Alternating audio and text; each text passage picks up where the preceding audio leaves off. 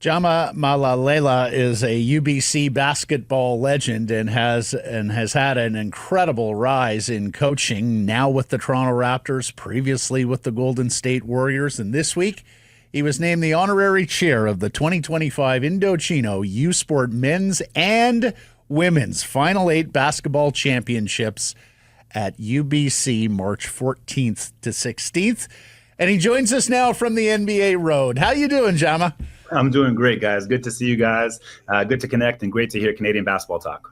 Yeah, you were there once upon a time, and now here's your school hosting for the first time ever all the best men's and ladies teams at War Memorial and UBC Thunderbird Arena. What has it meant to you to be connected to this event? You know what? It's pretty special. I think when I think back on my university career, and at that point, the Nationals were always in Halifax, and you'd sort of make this trip out to Halifax, and all the teams would be there. And I was very blessed to go a few different times.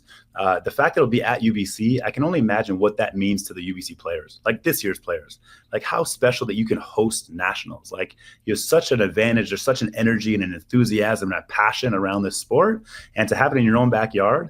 And then for me, the part that like blows my mind, which is so cool, is the men's and women's together. Like that makes it special, especially first time ever doing it. The UBC can pull this thing off. Really incredible. So proud of the school. So proud of both teams. Looking forward to this thing. John, I was mentioning to Blake, I was at a Kits Hansworth playoff game, high school playoff game this week. The first 4 3-point shots of the game all went down. There were multiple kids on both teams that shot the three. I was saying, high school now looks like university in our days, and university basketball now is played above the rim. You've sat there and bore first witness, sir, to our rise as a basketball playing country. A word or two about how the level has grown here this century in this sport. Yeah, I think it really is a true statement. Canadian basketball is on the rise, and it's been this way for a while. And I think if you really start to analyze it, there's been this upsurge of players at the high school level primarily, but probably even before that are really figuring out the game at a super high level.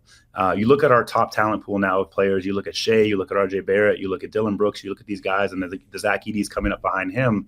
These are really good players. I mean, Shea is a top 4 player in the entire universe right now, and he's Canadian. And I think that really sets the stage for success for our country to play at the highest level.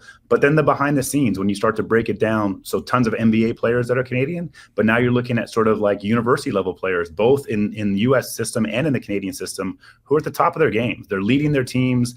Before it was sort of this one token Canadian here or there. And now it's like there's Canadians all over the place, and they're really pursuing this thing. And I think the future is super bright for this country from a basketball standpoint, because there's an infrastructure and because people care about it so much. Yeah, every time I get together with Howard Kelsey, we sit there and marvel that we can cut NBA players from our national team. It is truly amazing. And not all of it's best on best, though. The national team plays in a lot of tournaments where, of course, it isn't necessarily the NBA. Is it crazy to think that Canadian basketball could help to populate the program a little bit? Canadian university basketball could help populate the program on those moments where maybe they could have somebody rise and be one of the placeholders at just completed AmeriCup qualifying, all that sort of stuff. Like, is that crazy to think? No, not at all. I think that as you see the sort of growth of talent, that's going to continue across everywhere. Like the talent is going to continue to rise. So I can absolutely see a Canadian university player who becomes like an NBA player. That's on the horizon. Let's not sell it short. But for sure, someone who could sort of play in these FIBA windows. I thought the team did a really good job just now in Dominican and in Mexico, really sort of getting after it. There's 2 losses, but the style of play and the way that they played bodes well for the future. And I think you see these young players who are spending the time and they're playing professionally, most of them in Europe, but they can be successful as the young Canadians can be as well. Matt talked about watching high school and going, wow, it's gotten better. We actually went and saw I think it was the last time the Final Eight was out at UBC. We went out and checked out a game and thought the same thing, like, wow, it's really improved from the time that we were in university, which was ages ago, Jama. But what do you think, is it coaching? Is it just, the prevalence of academies now and club play, which is certainly around now that we didn't have when we were kids? What's led to the improved play overall? Yeah, I think it starts with sort of visual representation. So One, I think the Raptors are a huge part of this, in that they've seen young players in Canada can see what it looks like, can see the best of the best on a nightly level if they want to, and it's there and it's in person. I think Vince Carter had a huge effect on this. Like for young Canadians growing up, and you see these are the players now that like would see him or would have been part of that resurgence. Where like, man, basketball is possible. I think if you don't think something's possible, there's no way you'll ever strive for it. But when you see that it's possible, things become great. If you look at my sort of, collegiate days, like back in the day, and you'll know some of these names, obviously, sort of the Kyle Russells and Pasha Baines and Casey Archibalds of the world, that was my group. And like, we were all doing it together, but those guys were aspirational for this now group of people. So when you see someone being successful, you see them being good, you say, I can do it as well. And you believe more. So that's the first part. And then the second part is that I think there's a really good coaching infrastructure. I truly do. I think there's a group of coaches that are super committed to developing the skills that are needed to play this game at the highest level. And then people are evolving. Like, people are just getting better and better, man. They're jumping higher, they're stronger, they're faster. And that sets the stage for some pretty good play. You're stealing athletes. We talked about this with soccer too. There's Soccer and basketball are stealing athletes from the traditional hockey streams and other places, right? I mean, we're finding different players now. Yeah, no, you're right. It's for sure. What would your 19-year-old self think of you now coaching you coach Steph Curry and Klay Thompson and Draymond Green in Golden State. What would your 19-year-old self think about this rise you've had? Yeah, I mean, they wouldn't believe. They say, "Who's this guy?" They say, "This ain't me." Like, there's no chance. I think for me, as a Canadian and someone who's grown up in this system, who played collegiately here, who went to high school here, the journey I've been on has been an exceptional one, and it's been one of small moments. But it's about daily making as many correct choices as I can to sort of lead my career forward. And those career choices are really people choices. And they're choices about how we care for each other, how we try and make the right decisions, and just set myself up in the best possible position I can be. There was a moment that was maybe 10 or 12 years ago now when Coach Dwayne Casey, who was the head coach of the Raptors at the time, and I was sort of in a support capacity with the Raptors at that point. So I was helping them out with sort of off-court things and the people part primarily, helping players transition to the city of Toronto, their families, those sorts of things. And Coach Casey brings me into the office trying to figure out who his coaches are going to be for the next year, and has this moment, and he's listing these attributes, all human attributes, all caring attributes, and pauses halfway through and said, hey, would you be interested? And it was this sort of absolute pinch me moment that an NBA head coach was even thinking about this for me to be on his coaching staff. And for that 19-year-old, something I never could have envisioned. And at that point, 23-year-old never could have envisioned, and now sort of, where I am now, it's been this amazing journey where I get to meet people all the time. I get to coach. I was telling you guys earlier, like, we were played Boston yesterday. The World Championships. We're playing Indiana today. We're going to Orlando after this. Like, you're just filled with it all he time, man. You get basketball 24/7. And how awesome is it? I know he's from up the hill at that other school, but have you crossed paths with Jay Triano much? I mean, he was the trailblazer. Yeah. No, me and Jay, we've had some battles for sure. Obviously, tremendous coach, tremendous person. It's been fun to watch his career and my career. There was a point where we were the only two Canadians that were sort of in the NBA, and thankfully, there's more and more that are joining along the ranks now. And so there's a smaller group of us, but a group nonetheless. And yes, even though the SFU ties, I can still love the guy even still. Yeah. Okay. Good. Well, I mean, you've coached Canadians, Andrew Wiggins. You got several right now. RJ Barrett. Of course, Chris Boucher, and sad. A word or two about our boy Kelly Olynyk from Kamloops. Jam. It was sad to see him have to. You know what was really interesting? So Kelly, I've obviously known Kelly his whole life, and sort of his dad, of all things, recruited me. He was coaching at U of T at the time. So I finished high school at Oakwood, and his dad is coaching at U of T, and he's recruiting me to come there. And like, I'm feeling pressure and the Olynyk and the whole name and the whole thing. And they're going to UBC, good choice. But I think from that point on, knowing that family, and then knowing Kelly as he grew up in basketball, and then suddenly he's on the Raptors, and I get to coach him personally each and every day.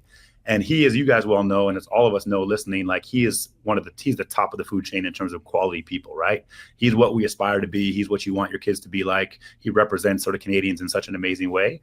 And to get to coach him now each and every moment was so special. And for him was the same, for him to be able to play for the Raptors, because he watched Vince Carter back in the day. He saw the rise of this stuff, and now he was on the Raptors himself.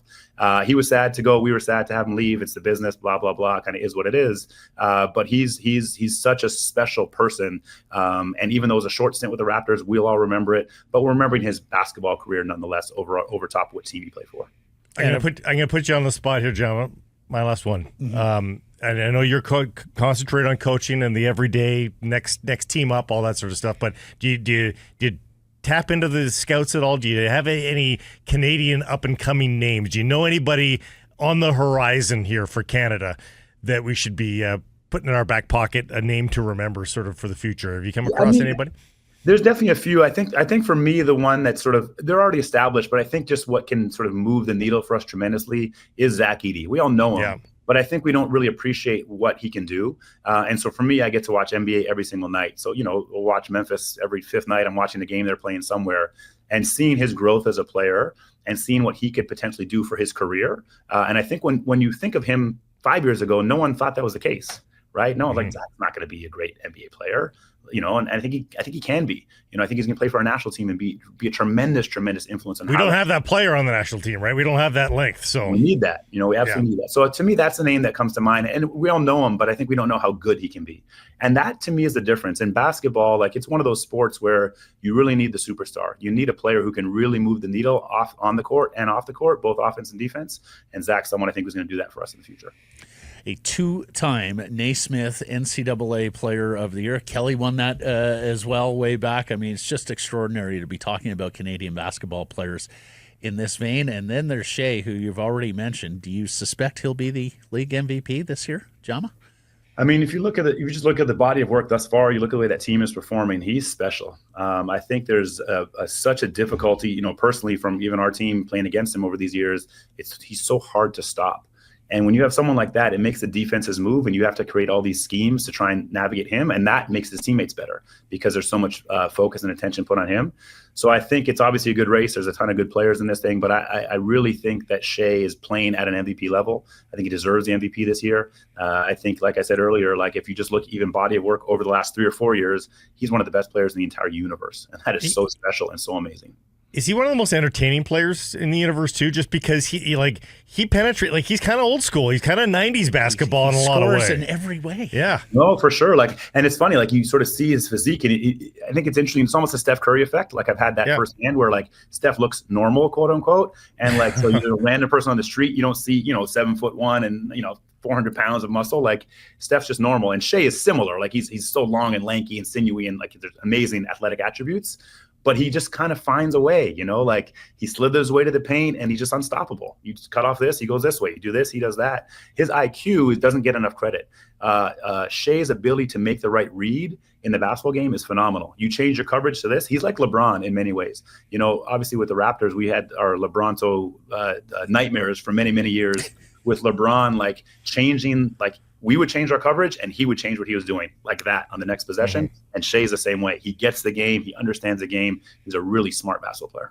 And caught some of that incredible home and home they played with Minnesota Sunday, Monday. Terrific basketball games. And looking forward to watching Shea and this OKC Thunder team in the playoffs, much like we're looking forward to the Indochino women's and men's Final Eights. You can get your tickets, final8.ca. This is March 14th to 16 at both UBC Thunderbird Arena and War Memorial. And the women's team is in a big semifinal coming up this weekend, and you can get your tickets there at gothunderbirds.ca. They play Alberta in a Canada West semi Saturday, 3 p.m. at War Memorial. Have a great finish to the season. Yeah, Jama, we're watching. Yeah, absolutely. Looks great. Thank you guys so much. Absolutely.